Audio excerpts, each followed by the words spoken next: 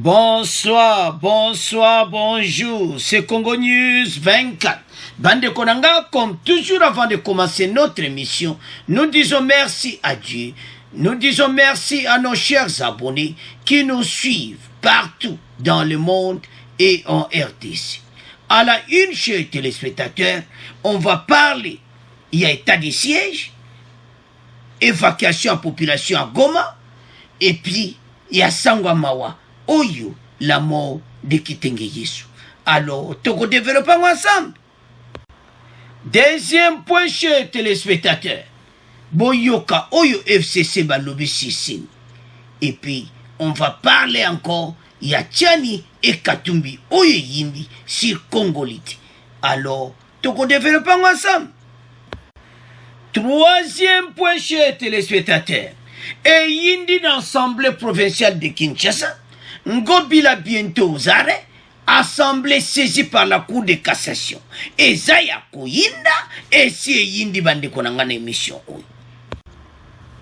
Alors, Bande Konanga, commençons avec le premier point, état de siège et volcan, et puis Kitenge est décédé le 31 mai 2021 à Kinshasa.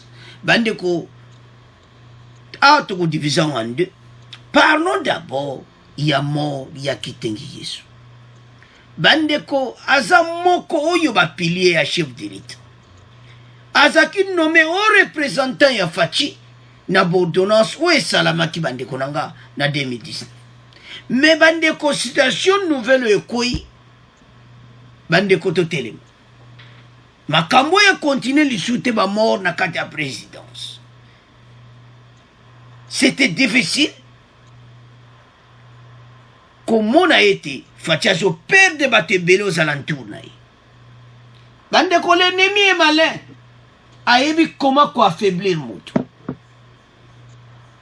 Babandio makambo tout à l'entourage à Fachi. Makambo et silaki et lingezonga. Ba Congolais to fungo la mission. Mission na bango saka quoi affaiblir Fachi. Entourage naï. Bando kia Congo ba telemi na ndenga mukete biso peto telema. Ba okokati.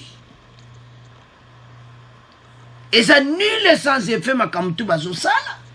Oyo bazo luka bako soya yangote. Ils sont nombreux partout. Ba telemi li Congo. Ba telemi li RDC.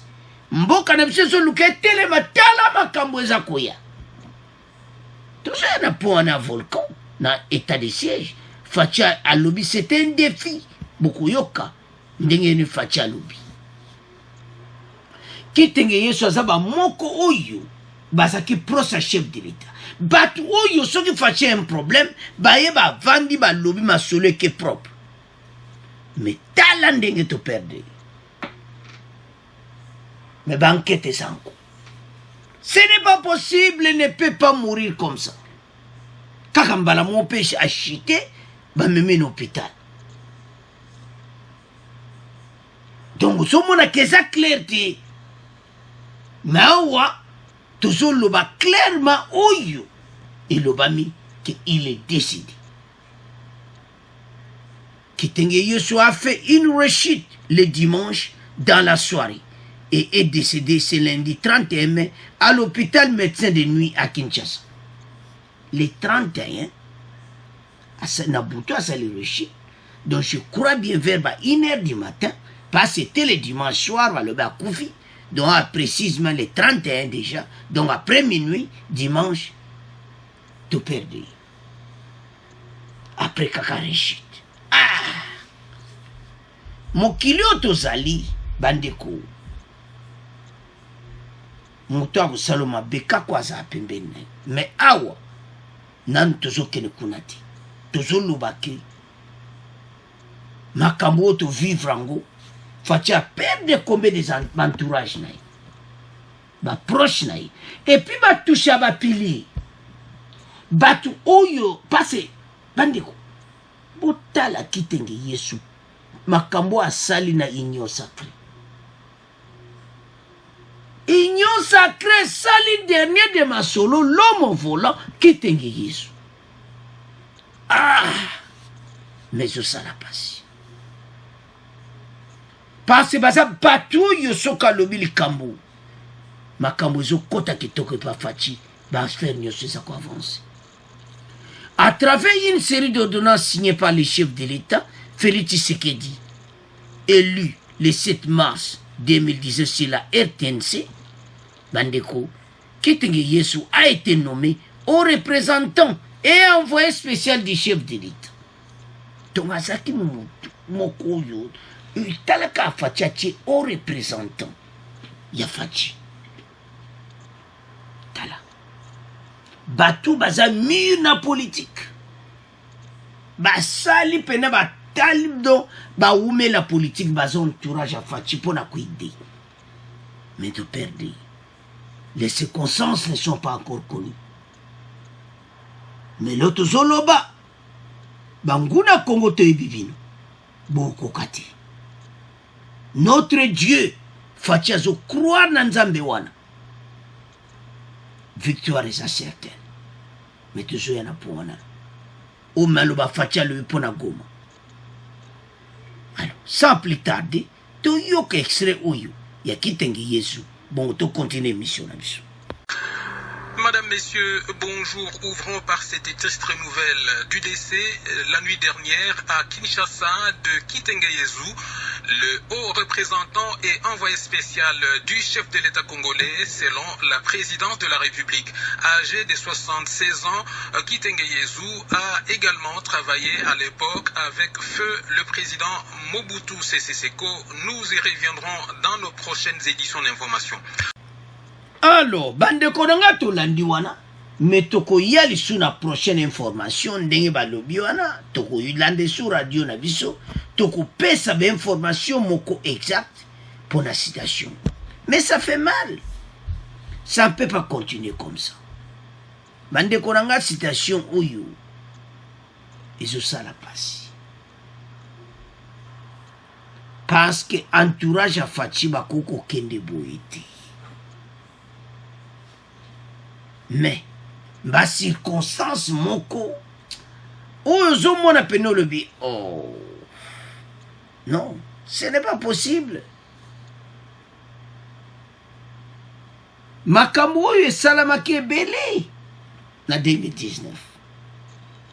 Na 2020 elandana mpe après esili. Tobondela biso nyonso, tokataki yango. Mais l'ingezonga, tout est les mêmes bande konanga. Baokokati. Ancien moboutiste, président de la Convention des Républicains, plateforme membre du rassemblement créé par Feu Etienne Tshisekedi en 2016 en Belgique, Kitenge Yesu avait mis fin à sa carrière politique en avril 2018. A comment travailler na Fachi. Bandeko, citation oyo, tout à la bateau. Bandoka Congo ba telemina ndenga mukete. Mais oyo bazo lukan tozo lobango que Fachi azotie likane pa nzambe. Donc azotie likane ye e pa nzambe. Bato nyonso wana. Oyo nyonso bazo luka. Baokokati.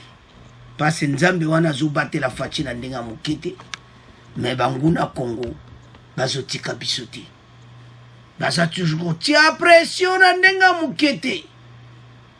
Ya onto osenga na ba Congolais totelema. Totelema. Parce que munguna telemi na ndenga mukete. Kitenge Yesu azaki moko basa o baza ko ede Fachi nyonso. Mais eloko nini bata mitema mabe, bata mabe basalaka. Oto bengaka bandoki ya Congo. Bango bakoya. D'abord, babani ko affaiblir Fachi moralement. Parce que mort na eza ko affaiblir Fachi pe directement. Ekosimbati. Tokene directement na deuxième point. Oye yimbi maloba Fachi. Parce que état de siège, ils ont salama solo na ndenga mukiti. État de siège, bandi konange, ils ont continué. va récupérer à peu près 5 camions où ils ont commis ma minduke pa ya ADF. Bande ko ADF lokwa bazana bambongo na bango basala ki makamoko ba corrompre batu belé na kati armée. Ils ont saisi babiloko ebele. Mais ADP azo continue sur ko sala musane akobom. Alors, défier sa makasi. Onyoso bandeko na ngai ba okokate alo fatia sengi état de siège avant le 6 juin ba renouveler yango. Assemblée nationale pour renouveler yango, état de siège continue. Parce que ça qui perturbé na oyo to bengi le grand défi volcan de Nyiragongo. Bande ko volcan oyo eza défi moko ko sakana nguti. Voilà ce que le président de la République a lobby. C'est par notre capacité de relever de tels défis que le peuple jugera de l'efficacité de notre action. Donc c'est de notre capacité à relever ces défis. Peuple si quoi à juger efficacité na biso na action o etokosala. Yango o ezo salamana pour le moment na Nord Kivu boko yoka bande ko ba changement ko s'opérer. Place peuple aza gouvernement zokoma. Ya to keba na information musuba zo yoka ko ba tiki peuple bon. Ti gouvernement za na contrôle nyonso. Pasa bande ko na biso. Oye bibina volcan Nyiragongo fatia lobi c'était un défi. Neto tcheli bino wana. Le message du chef de l'État, c'est par notre capacité à relever de tels défis que le peuple jugera de l'efficacité de notre action, a-t-il dit Félix Tshisekedi vendredi au cours de la réunion du Conseil des ministres. Il a exhorté les membres du gouvernement à la solidarité et à l'assiduité au travail, principalement pour ce qui se passe à Goma à la suite des éruptions volcaniques. Vendredi na conseil des ministres a yebisi bango que oyo salaman oyo yeli biso na Goma eza défi oyo biso faut to lunga yango to laksa peuple que biso to sali musala Goma eza rétabli reconstruit makamu nyonso salami peuple azongi na kimia peuple aza à l'aise. Mais avant de continuer mission to yoka extrait ou évacuation. Bon, tu continues mission na biso. Revenons un instant au Nord Kivu où 10 jours après l'éruption, l'activité reste soutenue sur le volcan Nyiragongo et dans la zone de Goma. Les secousses, bien que moins espacées qu'avant, elles sont toujours ressenties. C'est ce qu'indique le rapport qui a été fait ce lundi matin par la cellule provinciale de crise. Cette cellule appelle la population à la prudence. À Goma, Bernard Denyangui. Pendant ce week-end, les experts de l'Observatoire volcanologique de Goma, OVG, ont poursuivi leur mécanisme de surveillance de l'activité sur le volcan Nyiragongo, notamment en utilisant des survols par hélico sur les flancs et autour du cratère principal. Dans le rapport quotidien rendu devant la presse ce lundi par son porte-parole, la cellule provinciale de crise appelle à une vigilance. La situation est encore au rouge. Major Njiki Kaiko. Les données scientifiques de l'Observatoire volcanologique de Goma de ce lundi 31 mai font état des tremblements de terre qui continuent, bien qu'ils ne soient pas ressentis par la population. À cet effet, nous recommandons à la population de rester vigilante, à l'écoute des informations et d'observer strictement les mesures arrêtées par les autorités provinciales. Nous demeurons toujours dans la phase rouge. Pour rappel, par mesure de précaution sur les risques d'une nouvelle éruption du Nyiragongo, le gouverneur du Nord Kivu avait donné l'ordre dans la nuit du 26 au 27 mai dernier à une partie de la population de Goma d'évacuer. Cette mesure reste en vigueur jusqu'aujourd'hui, même si on constate de plus en plus un retour spontané de plusieurs déplacés à leur domicile. Goma, Bernard Nyangi, Radio Kapi. Et puis, la ville de Bukavu a accueilli plus de 10 000 déplacés de Goma depuis la semaine dernière. Parmi eux, environ 300 déplacés sont installés dans les sites aménagés par le gouvernement provincial.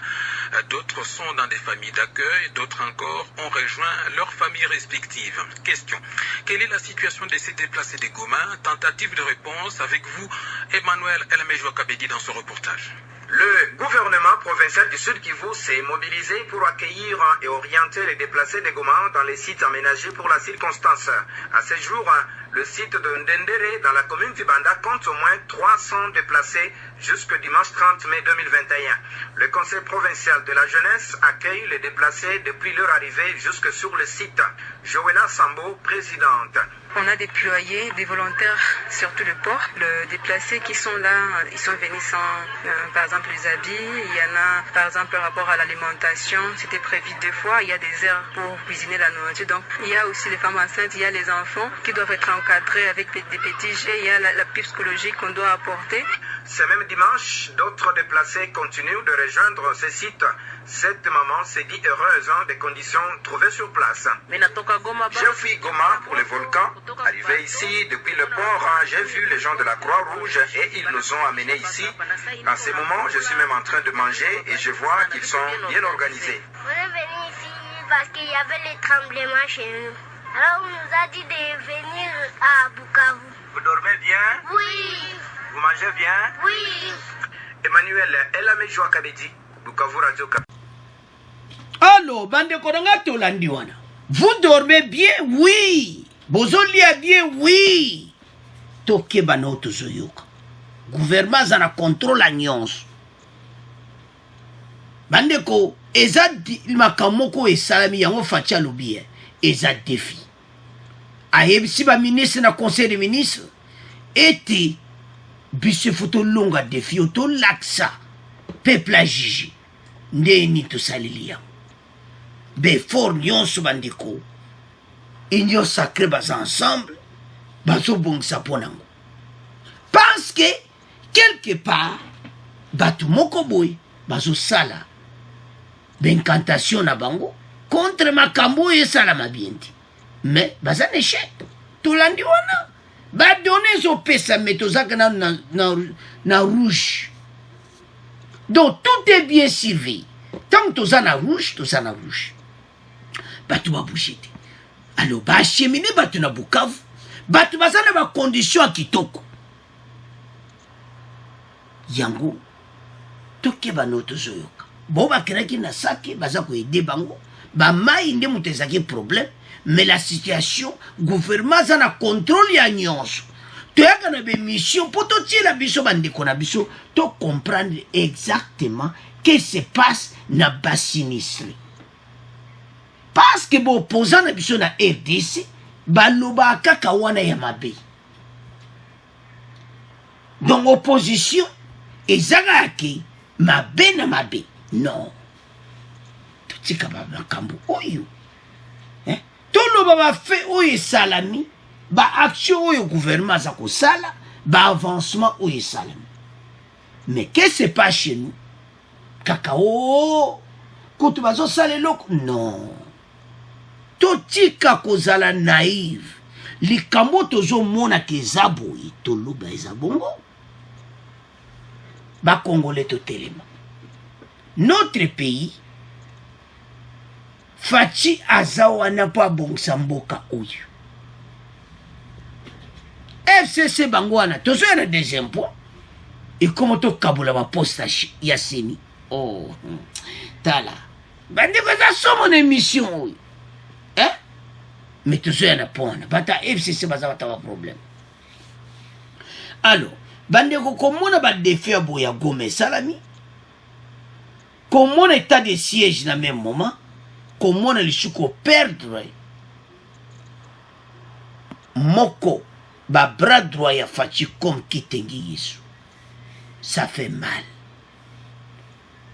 Mais na côté ennemi, banguna Congo, ngana benga pena banguna Congo. Bayebani. Batam simboko pendant 18 ans bakoki na bangote. Bakumo luka na ndenge nyonso. o balobaka bandeko volcan wana bandeko tala makambo eza minene tozovivre na balion na kati ya RDC to ndenge baza wana misu na baoka ezobima kaka koloba zolo o tala totika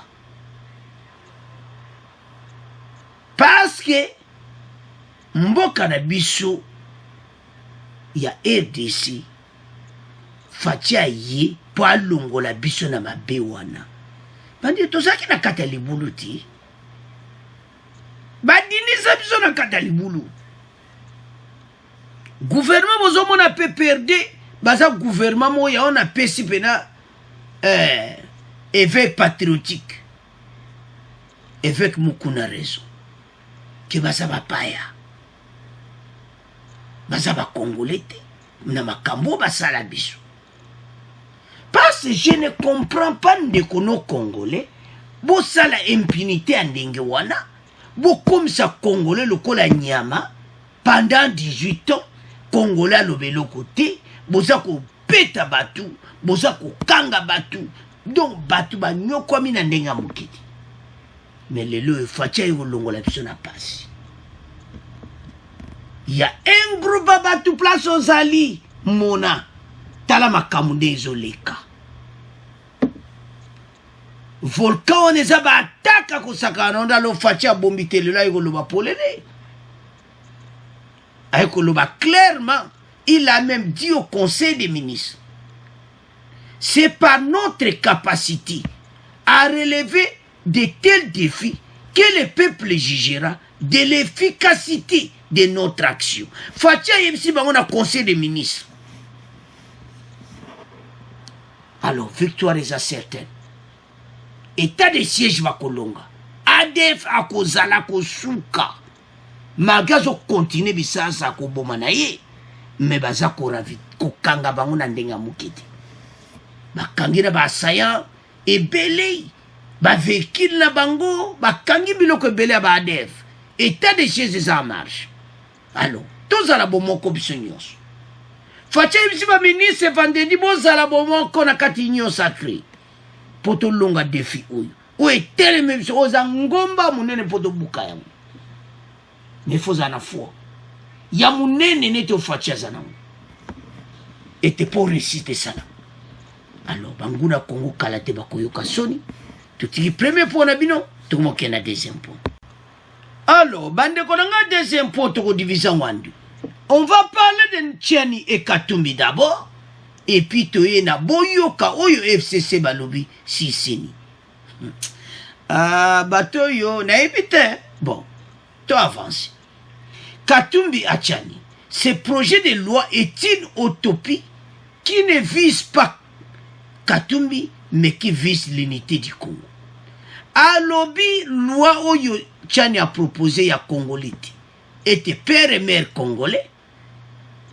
Projet on les a visé kakayete, mais vise l'unité ya Congo. Ya moni ki kobeb sa unité à Congo. On a évité. So bandeko nanga pe bakolo bani. Bandeko eza défi. Mais ba congolais ba yebete makambo oyo congolais kolonga. Congolais fa longa yango. Parce que mboka na biso bandeko nanga to vivre ba situation moko ben infiltré partout. Bon, mon émission est que ça veut dire les canaux Sud Kivu. Entre Banya Rwanda. Pour les Congolais, ils sont bien sûr Banya Mulengeti. Banya Rwanda. Et Bamaïmaï. Bandeko, nous avons un problème sérieux dans le pays Nabiso. Noël Tchani a éco sauvé Makambo Oyo pour un projet de loi Oyo. Parce que Bayeba, qui est Congolais, et nani aza congolais ti. Et ça vraiment important. Après le lancement de la campagne d'adhésion massive et l'octroi des cartes de membres qui ont eu lieu samedi 29 mai à la cité des jeunes à Lubumbashi, le président national d'Ensemble pour la République Moïse Katumbi s'est entretenu ce dimanche avec les professionnels des médias. À Salaki, conférence de presse, na Lubumbashi, c'est samedi, alors, à l'obiété, Makamuchane à l'obi, et Talika Kayete, et Zoboma unité à Congo. On a de beau juger. Nazi Beret aussi de l'Anda Kango. Mais en tant que bête à cette bouille. Loi wana, ezapona yoka tumbete, wanozana raison. Ezapona yoka rate. C'est pour tout le monde. Oyo, asa papa, na mama congolais. Ba congolais bazana besoin, mboka oyo, bayeba nani azana papa ne mama ne congolais, et nani aya papa ne na mama ne congolais. Ba congolais no bazo senga kaya ngwana. Pourquoi? Ba réseau zebeli. Noël tient à passer exemple que Rwanda luna aidé ce zo bazana problème, présence à Rwanda akosa na yelo kota koteka nemboka. Ba généraux FARDC azana ye Rwanda akoteka nemboka. To vivre en pendant 18 ans, tout le monde qui est au sein de l'armée, il y a des commanditaires rebelles. Bazaba nani? Ba Rwanda. Nana tchaki bang. Tunanga na tunayo toyebi bisonyos. Donc tozan donc loi oyo mutu moda ko contredire yango. Soki yo contredire yango le imboka oyo te. Parce que to vivre une situation moko très dangereux. Nzamba ayoki mawa na biso ayoki biso mawa.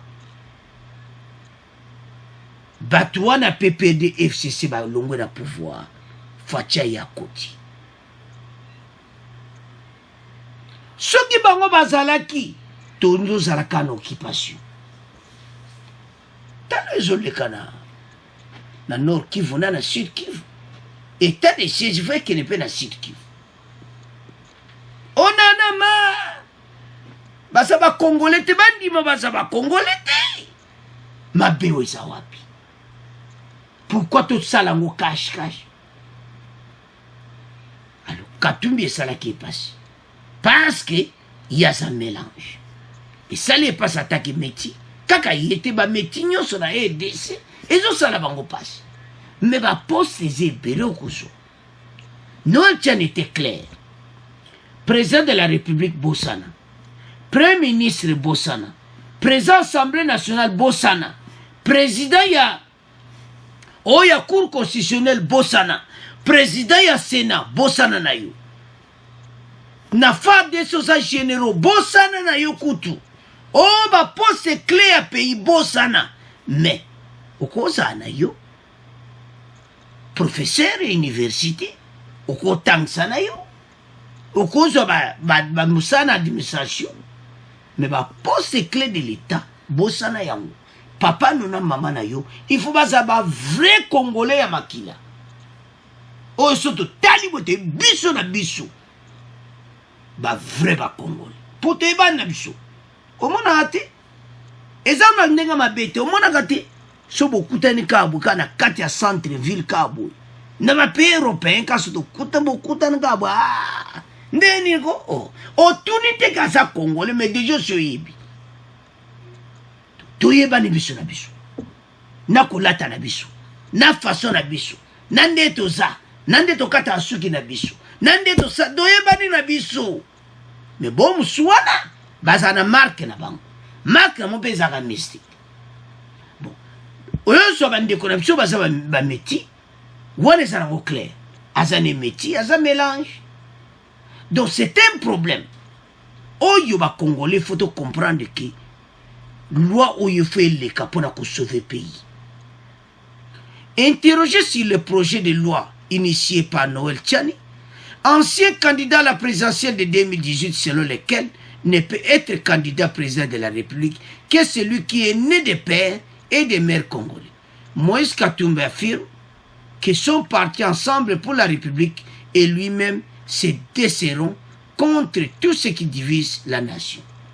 ya le bango ba ko telema yango na assemblée nationale bo baza combien baza ba muketi ngana zo mo ateke kole bango ba ko défendre ngo e ko le kanango pa union sacrée bana mboka batondi na ndenga muketi bo ba uti na FCC ko tala bandeko avant ba longwa na FCC ba sola ki entre bango mwana mai to ya kiawa e pa ya honoré na kingankati to ya ki ba poste masolo wana esili nango ekomi tato servir mboka tozonge pa faci to servir mboka nde bazaki wana na kingankati bango ebele wana union sacré baye batondi wana baza ba vrai ba congolais bayende ko sauver mboka bakomo voter kaka oui pour la nation, oui pour le peuple, oui tande ba voter kama kamuka ka bendele koya ba député ba misi ba 500 balles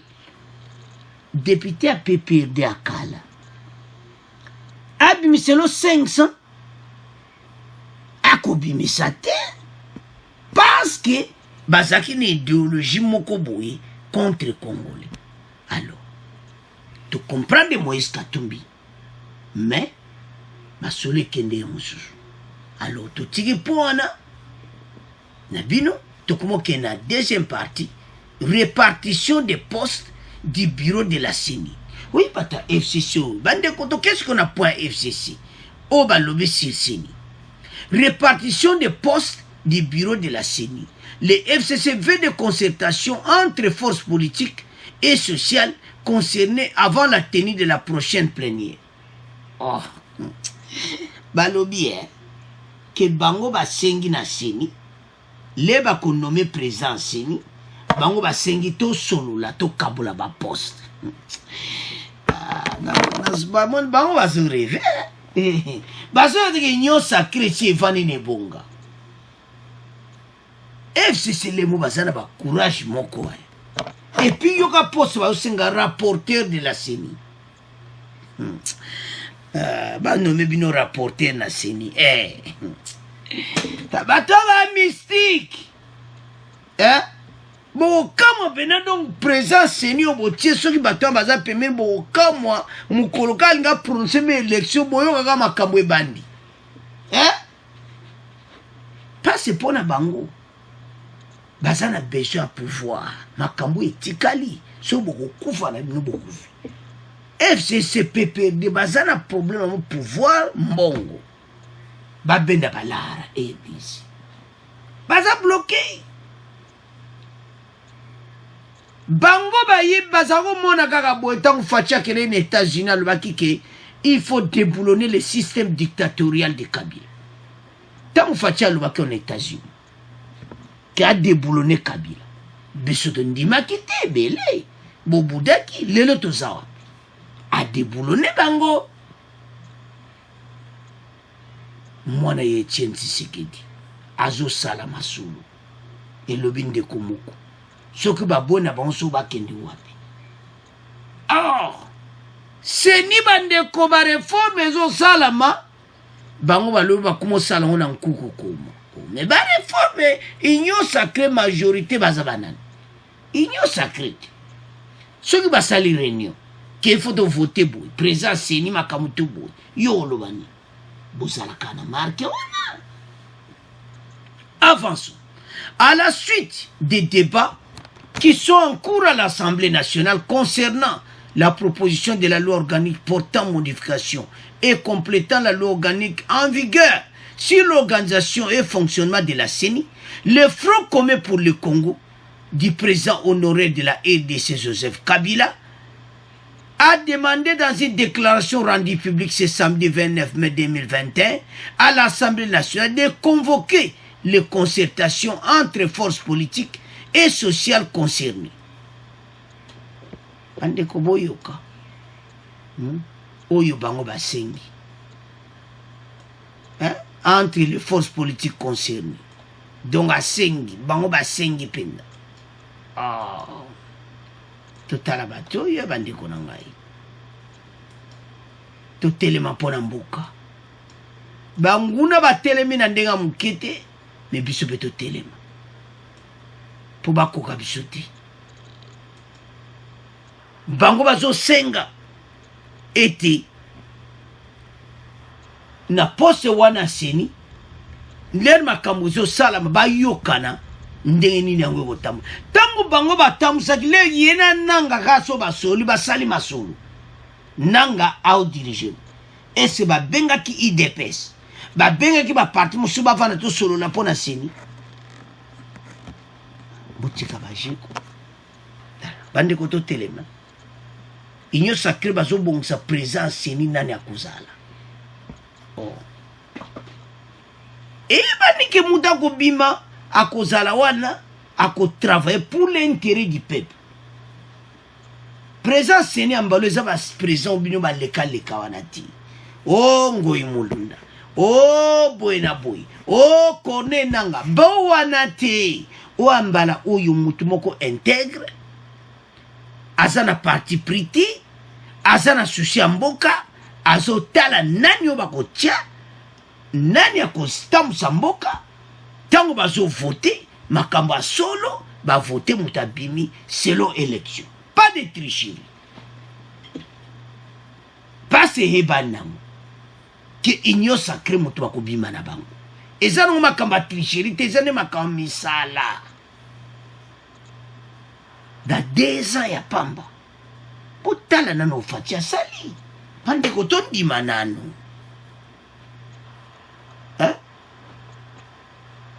Kumwanza alobi na Lubumbashi ke bana ya Katanga bandimi ko voter Faci. Mais pourquoi baboyi Katumbi? Parce que Katumbi a opposé candidature na etolo bango libela. Yango zomone chauffé na loi wana ya Noël Tiani. Non, bande ko totelema. Parce que makambo zo kene bien l'Assemblée nationale, mais bateau peut battre. Donc, les FCC du président Kabila, dans une déclaration rendue publique ce samedi 29 mai, à l'Assemblée nationale, de convoquer les concertations entre les forces politiques sociales concernées par la répartition des responsabilités au sein du bureau de la CENI, afin que soit dégagée une décision consensuelle avant la tenue de la prochaine plénière. Beaucoup c'est là tout. Makamba koyoka na bino ezati. Bino bozaki wana, vous n'avez rien fait. Bozu mboka bobambi yango par terre. Bozu ba député bo poni. Ba votaki ba député wana te. Même bala oyo ba ko voter bango. Union sacré zo sala ba solo ya propre. Tala bandeko. Bo uto tala makambo eleki kuna na Goma ti. Boyokiti. Bazo tuna me bana esengo bazo lia bien viki toko tolandi wana radio na biso na Kinshasa kalati tout le monde va en parler de Faci mais bande konangelo tozo senga na ba congolais tozala bomoko FCC bazo luka ba kenakata bureau a seni ba yokana po ba iya batia désordre mayuya faute il y a 2023 côté Shumobulu. Non, ekosimba te. Bato wana bazala pembeni Faci bato oyo tout. Botia bango pembeni. Ba député union sacré, tant bozo voter, bo voter le biso président Seni wa bien et puis na kata bureau Seni, bondi mate oyo FCC bazo proposer ete bato na mobaza kuna na kata bureau wana po ba yela biso ba mayu. Alors bande ko ngai totiki deuxième point na bino to moke na troisième point. Alors, bande konanga to komi na troisième point na biso. Eza somme. Ngobila bientôt aux arrêts, assemblée saisie par la Cour de cassation. Bande ko baza bataba problème batoyo. Et c'est toyebaki en biso nyonso. Toyebaki te. Mbala moko lettre kui. Tagwe kweka na bureau Kodempoi. Président de l'Assemblée provinciale lobié. India wa indi mais ngopira zoke na Cour de cassation problème azana problème na Cour de cassation ba dossier akala bandeko bato yo ya PPRD bazana ba dossier belé ongana yo bakanga kanga yango na Assemblée nationale ba immunité batuyu. Alors Assemblée provinciale bazo livré ndenge ba livré ya gouverneur ya Olomami eza nango makambo kene gauche droite bako livré. Cour de cassation asengi Déthié Ngobila. Bandeko baza bato basala sala ba makambo ebele. Ngana yo toyebi mozindo te. Et puis ba pesi ba détail ya mingi te. Bo tozo tangela bien bo comprendre. O baloba ke za ya koyinda na Assemblée provinciale de Kinshasa. Kinshasa za ya konyingana. Ngobila bientôt zare. Eko kamusa ba Congolais. Azalakina. Membre PPRD. Membre PPRD soke comme makambo bakanga e Congolais kamwa kana eti. Passe kuna. Isaka système yibanga ngapena yibi. Lekana na bala ngapena lekana bala. Sala dossier boy ngapena lekana dossier. Wanto lobika. On n'a pas encore d'autres précisions. Eza Moboulou. Tozo tangela bino. Et on va lire ensemble. La Cour de cassation a saisi l'Assemblée provinciale par l'autorisation de poursuivre Déthié Ngobila. Godempoui. Lettre quoi Godempoui a l'oublié. Makamboza Moboulou. Le président de l'Assemblée provinciale de Kinshasa, APK Godempoui, a annoncé ce lundi 31 mai, lors d'une séance plénière, que la Cour de cassation a saisi l'APK pour obtenir l'autorisation de poursuivre le gouverneur de la ville provinciale de Kinshasa, Déthié Ngobila. Alobito Ziba Longola immunité naï. Makambango yango Godempoui agir. Bandeko bateau ba comme un problème. Pourquoi tout? Adler beti ke yeye wozo mona wana azala ki na parquet matiti. Donc a commis maintenant avocat général près de la Cour de cassation. Adler azamu donc yepe na ye koyindi sama mon travaux à sala ki na matiti. Parce que matiti zaki place au tia makolote oika koke makala. Alors boulot Adler asali ye wana za élevé na Cour de cassation. Mikolo azolandela ba ministre nyonso ya Ilunga. Ba kanga bango cascade parce que ba disala ba déclaration de patrimoine na bango te. Bolana ki na émission ini. Cour de cassation ezana modo oyo kaya koyinda na ndenga mukete ba dossier amas. So tali kuna. Omona kaka parti moko. Omona ka PPRD FCC. Pourquoi? Pourquoi kaka PPRD FCC bazo landa bango? To baza batoyo, bazo vivre na système moko. Benda balara Congo, détruire Congo, boma Congo, to sana tina na bango te. Biso to le kana balara, to sala ba bakamona biso, to so banda ku na Europe, to so banda ku na Amérique, partout na monde bakwa bagangi. Et batoyo déboulonnage ils ont continué dans ndenga mukiti. Gouverneur na bango mususu auto longo ya Olomami andima kite yé pas aucun.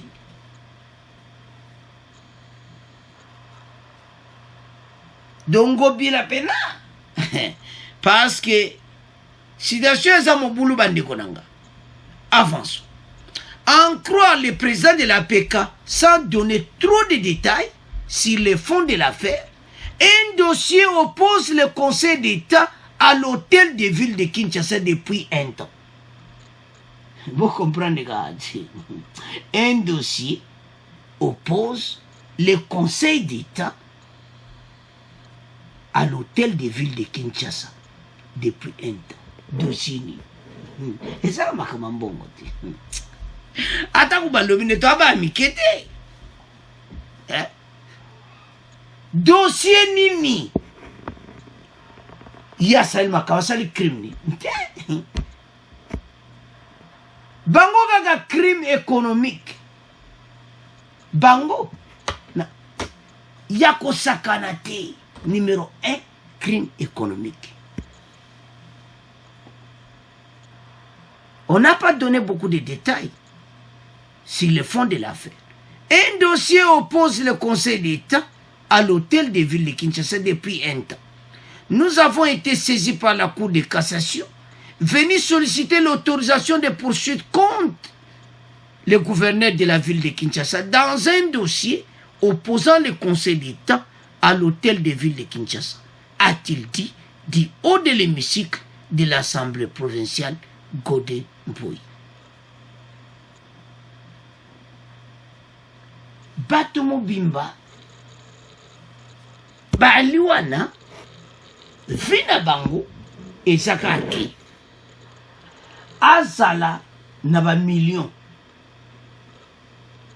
ba milliard po bandeko so sanksi mbongo nyoso bo ba yiba na EDC mboka na biso ko zonga fresh kana minute mais basa motema mabi. Ils ont détruit ce pays. Ce qu'on t'a dit dossier, ils ont compris que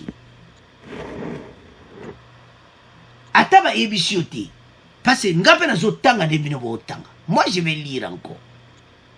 Sans donner trop de détails sur le fond de l'affaire, un dossier oppose le Conseil d'État à l'hôtel de ville de Kinshasa depuis un temps. Butumbutu déjà banda nango ba lettre zo komama que yako justifier si je comprends bien. Mais na Conseil d'État batiaka otia mutu makasi te. Ozana problème sérieux. Donc obira ninga zazota likolo na se alwe ngai. Ngakala twete na koma na kamere. Oko koma. Bakonga bango wana. Bazana prison. Union sacrée bayaki na ndenga mukete. Ya to yebisa ba congolais. Tika bango batonda na union sacrée. Batonda ta combien mais bayeba eti bakotika bango te. La preuve bango te. Ngobira ye wana pete. Yepa kota ni union sacrée. Le de sigam ozare. Bako kimana mo ba gouverneur wana, ba sénateur wana, bato wana nyonso bako bata masima immunité suka bako longola yango. Et le bien avocat moko mandat na bango sila, on les arrête tous en cascade ba djimo ba kotsi ba na prison makala. Alobaka na colère likola makambo. Alors Godé Mboui livre bisoyi. Akene ko samba mabe wapi? Pesa permission akene ko samba Godé Mboui ba congolais ba koya kuna na hôtel de ville à Kinshasa ko sala marche. Parce bazo senga batu oyo ba assemblée provinciale, assemblée nationale, sénat bazo kanga ba dossier biso tuzana besoin batu oyo. Baya ko samba. Pour l'instant, l'assemblée provinciale de Kinshasa attend la suite qui viendra de la Cour de cassation. Sur cette question, pour fixer les députés provinciaux, sur l'autorisation ou non des poursuites contre le gouverneur de la ville. Maintenant, pesa qui réponse moko bazozela Cour de cassation akoya lisusu pe na papier do bakomami déjà siku etikali bango bavanda. Jetini Ngobila Samba a expliqué devant la Cour de cassation, je m'excuse, dans l'Assemblée provinciale, dossier Bapesai. Tala, président ya Assemblée à Kinshasa Godé Mboui, livré. Kubomba na witi. A aluana yebine dossier yango très bien. Peut-être yopo ye muzindo nango. Tango ya kotala boye beza ba millions de dollars. Toujours c'est la bonne idée, mais tu as bien habitué de ces années. Mais déjà sur tout le cas congolais, problème nini yena conseil bête. Problème ni bazo landele makasi boui. Boye ba ete kuna Adler Kinchula za kuna betiki yeye. Yeka tango zo koma gaga na coup de cassation. Grand gouma gaga million zela selembao. Makalo wo. Yango baza kobanga. Mikolo mete miso beta tout. To sala bon tout. Miteme ko beta bo lukaki yango. Maboko kaka milaya ko penda ba millions de dollars. Donc trésor public koma nango makamu na bino. Boko sila. Fati pa azo lemba pete bazo bongsa ba pavillon. Na ndenge ba pavillon déjà c'est ba porte wala nyonse kotonda. Tito koma 2023. Ne kotonda kuna. Ata bo kangi mbande zo silade. Ata bo kangi dans 2022 2023. Bo kanga ba dossier parce bande ko batu ba kongo timbela bayati. Hein? Ba kongo timbela bayati na ndenga mukete parce que ebele ba sénateur baza so combien de dossiers kanga mikuna. Donc bayati yope batu ba timbelo mabe livrer bango. Na sénat ba dossier kanga mi. Assemblée ba mais bozo kanga bango pourquoi? Bon livrer bango ba ibenda ki balara l'état. Mais comment bon livrer bango te ba keko samba? Alors bande konanga eza pasi bato il faut batonda tous les coulons en cravate na kati ya makala. Alors c'est à ce point de comment clôturer mission na biso. Bon abonner massivement. Merci nande bolande mission. Au revoir, à la prochaine.